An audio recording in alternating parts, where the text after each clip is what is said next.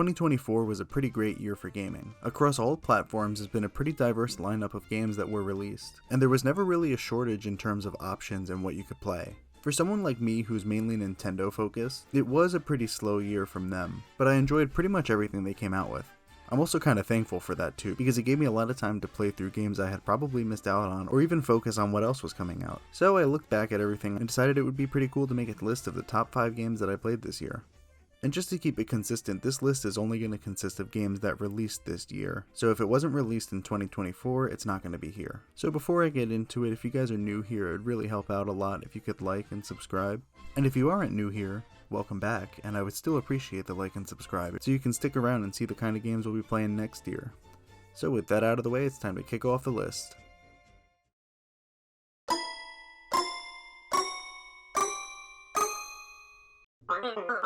For the longest time, I didn't know what I was going to put in my number 5 spot for the year. And then just about 2 weeks ago, I decided to give Balatro a try. Now, I had heard about Balatro throughout the year, but it just didn't seem like something I'd be interested in. I get too easily discouraged by roguelikes, as I don't really love the idea of starting from the beginning every time you lose. But seeing it combined with some poker mechanics made me think it may not be as bad as I thought it would be. And let me tell you, in the 2 weeks that I've been playing this game, I have sunk so many hours into it. There is a bit of a learning curve, and I was definitely pretty slow when I first started playing, but I love figuring out new strategies each round that'll help me get even further and build a more powerful hand. I've gotten so much more comfortable with my strategies, and I can see myself getting better and better every time I start over. It also gets a little dangerous, like I find myself making riskier moves just in case I can pull that one card I need, especially when my hands are running low. I understand how it may not be for everybody, but it's just been crazy to see the way this game's taken off, and it absolutely deserved its spot with the other games nominated for Game of the Year this year.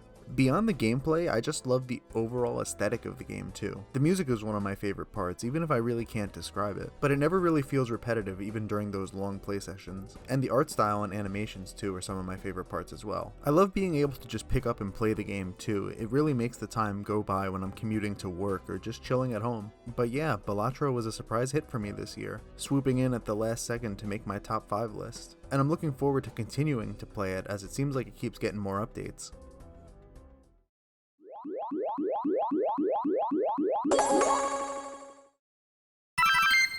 Rolling in at number 4 is Super Monkey Ball Banana Rumble. Now this was a total surprise reveal for me, because I didn't realize it had been 3 years since we saw Banana Mania. And as a lifelong Monkey Ball fan, I was hooked from the start. When it was revealed in that Nintendo Direct, I definitely watched that trailer over and over and over, and it was so exciting to see a brand new entry in this series, not just a remake. So one of the big questions when it comes to Monkey Ball is the level design. And the other question that you'll usually find there is, does it compare to the original 2 on GameCube? And to me, this is pretty much the Super Monkey Ball 3 that we never got. It's challenging, and more importantly, it's fun.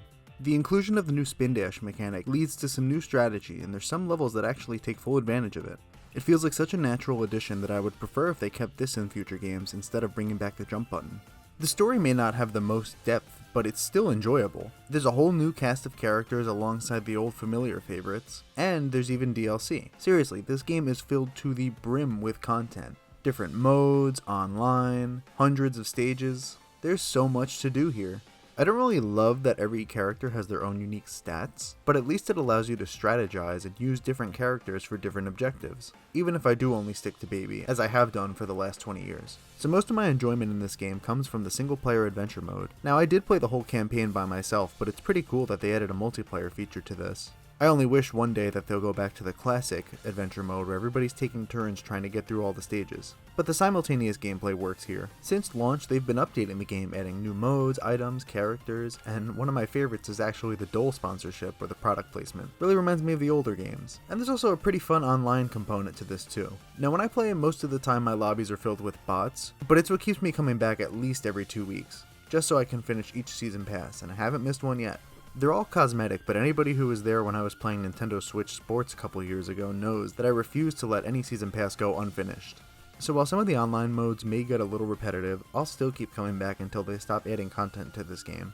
Super Monkey Ball is just so much fun, and Banana Rumble takes it a step further. And it's comforting to know that even after Banana Blitz, the team is still capable of making challenging Monkey Ball levels that are comparable to the originals.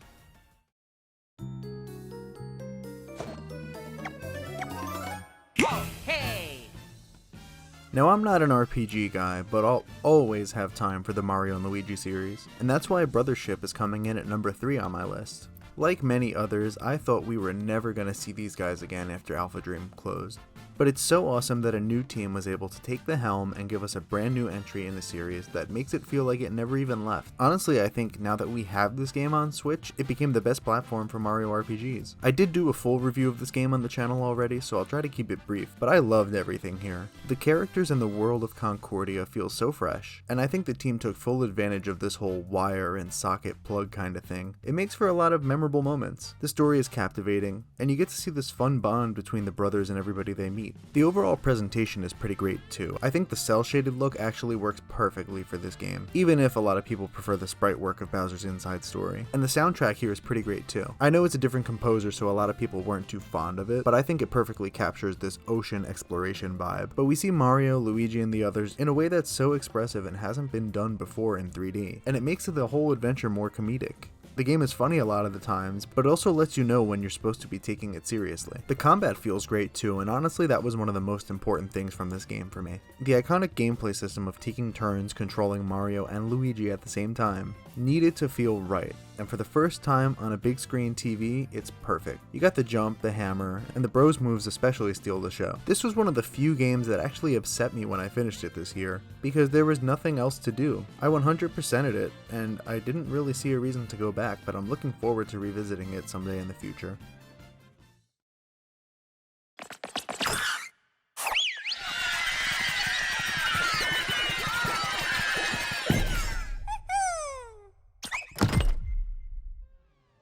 I was first introduced to Astrobot through Astro's Playroom that was built in on my PS5. I didn't expect a little tech demo pack-in title to be so memorable and fun, but it was, and that's why Astrobot is so great, coming in at number 2 on my list. It's literally just more of what I loved from Astro's Playroom. I love video games that feature quirky little dudes, and Astro's the embodiment of that. And I don't know what to tell you, if you weren't instantly sold on the game from that first trailer, I don't know what you're looking for, because this game was incredible. That weekend that it launched, I remember holding myself back so I wouldn't finish the game in one sitting, just because I wanted to take it all in and enjoy it. The different gimmicks that you have in every level and the way they make use of the DualSense just make it an overall great experience. And you can't really talk about Astrobot without talking about how it's just a love letter to the whole PlayStation. Now, my first video game system was a PS2, and the only other PlayStation I've had since then is the PS5, but I'm able to appreciate all the references in here, like the cameo bots, the different parts you can find, and especially the ending sequence, but I'm not going to go into detail as to what that is. It's not the longest game, but honestly, sometimes games are too long, so I felt like this was the perfect length. I think the inclusion of different power-ups and stuff make each level memorable. Like, oh yeah, there was that one where you shrink down to the size of the mouse. I'm all for anything that makes a game feel much more whimsical and fun, so I welcome all of the different sounds that the DualSense makes or the way the triggers respond. I can't say it's difficult at all, but there are some decent challenges in there that had me dying over and over again, but I never once felt like it was too much or I had to give up. And it was actually cool seeing other people online talk about levels that they had struggled with that maybe I didn't, or levels that I was currently struggling with that others thought was easy. It's a good balance between straight up difficult and a fun challenge. The presentation here is great too. I think this game takes full advantage of the PS5 hardware. I don't have many, but right now this was probably my favorite platinum trophy to get too. Didn't take too long, and I didn't really have to go out of my way after finishing the game.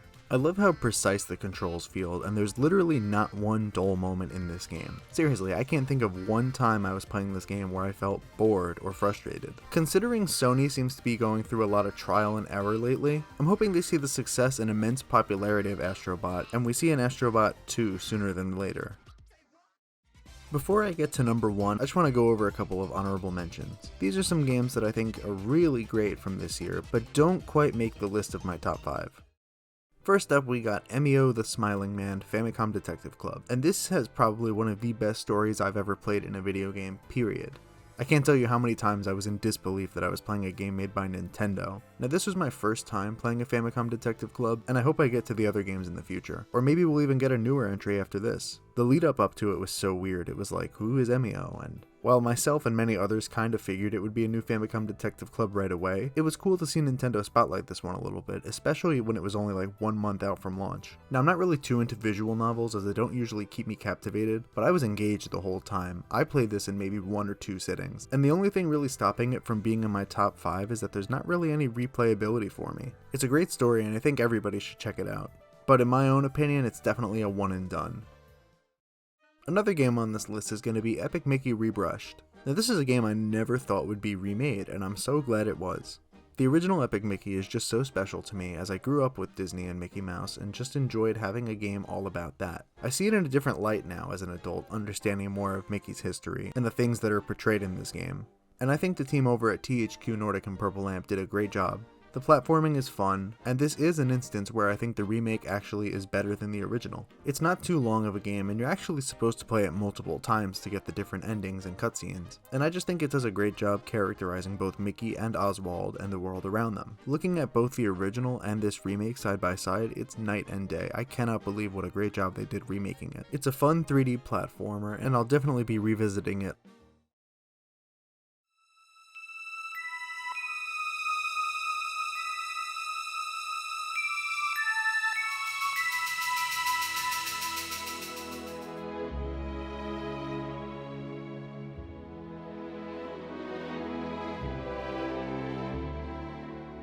Final Fantasy VII Rebirth is my pick for 2024 Game of the Year. I literally went out and bought a PS5 just to play this trilogy, and it cannot be understated how much I loved this game. The story of the original Final Fantasy VII is one of my favorite narratives of all time. I think the characterization of everybody and the world building is so incredible, and to see it be retold on a much grander scale is so amazing. A lot of people give these games flack for not being total remakes, but I like that it's different. You're getting the same story being told with a lot of changes that make it not the same, making it a fresh experience for both new and old fans. It's also one of the best looking games I've ever played, which is honestly saying something because I know a lot of people had a problem with the PS5 graphics. I've seen the PS5 Pro improvements and it definitely looks a lot better there, but me personally I had no issue with what I was playing. On a similar note, I think it has an absolute banger of a soundtrack. It's so cool when I'm exploring an area and I hear that familiar tune from the original game kinda kick in.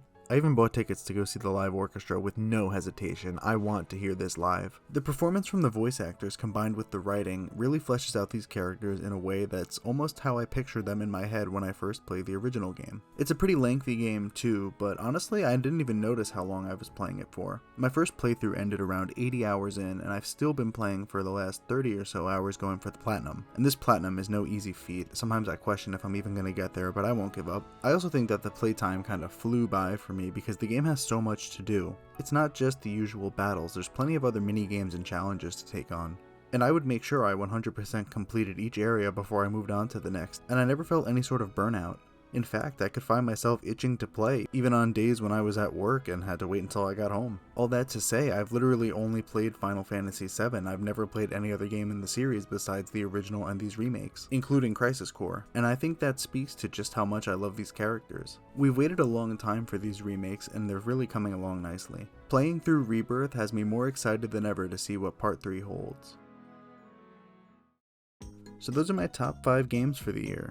I'm honestly shocked this is one of the first times that my number 1 game for the year isn't from Nintendo. Heck, even the number 2 isn't. But regardless, it was still a pretty huge year and I'm really glad I got to try out a lot of new games, even ones that I probably wouldn't have even considered playing in the past. So let me know what you think down below. Do you agree with my list? Is there something I didn't mention that you think I should play? Leave a comment and I'll check it out. But I hope you enjoyed the video and I'll see you guys next time.